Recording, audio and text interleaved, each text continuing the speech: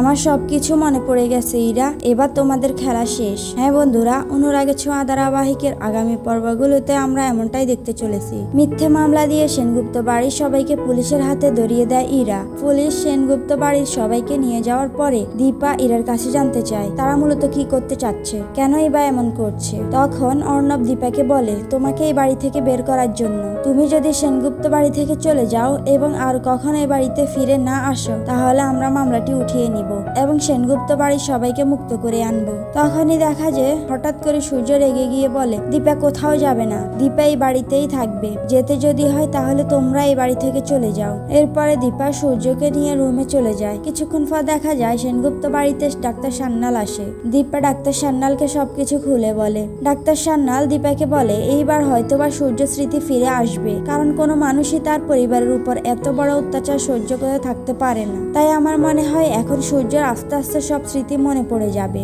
এরপর দেখা যায় দীপা গিয়ে সূর্যের স্মৃতি ফেরানোর চেষ্টা করে। দীপা সূর্যকে বলে, ডাক্তার বাবু, আজ ওরা মিথ্যা অপবাদ দিয়ে আপনাদের পরিবারের সবাইকে জেলে পাঠিয়েছে।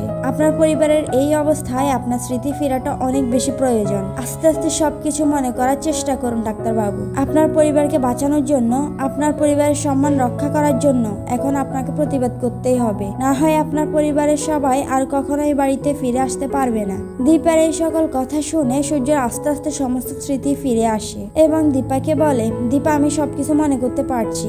এরপরে সূর্য গিয়ে ইরা এবং অর্ণবকে বলে, এইবার তোমাদের খেলা শেষ, আমার সবকিছু মনে পড়ে গেছে। এরপরে ইরা এবং অর্ণবকে কঠিন শিক্ষা দিয়ে পুলিশের হাতে ধরিয়ে দেয় সূর্য।